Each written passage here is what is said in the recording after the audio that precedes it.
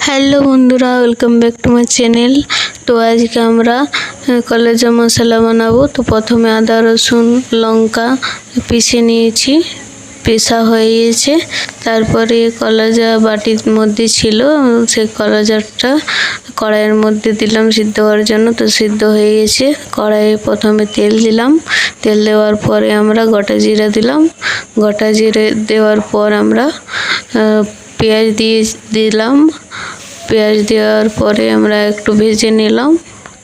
ভেজে নেওয়ার পরে আমরা পরিমাণ মতো নুন দিয়ে দিলাম 1 চামচ। তারপরে আদা রসুন লঙ্কা দিয়ে দিলাম।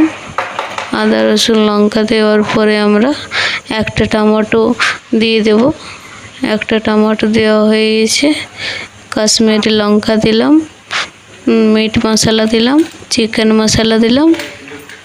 তারপরে আমরা একটু সিদ্ধ হতে দিলাম, সিদ্ধ হয়ে গিয়েছে। তারপরে আমরা কলেজাটা দিয়ে দিয়েছি মশলার মধ্যে। হালকা করে মিক্স করতে হবে। হালকা করে মিক্স করা হয়ে গেছে। তারপরে আমাদের কলেজা মশলা রেডি।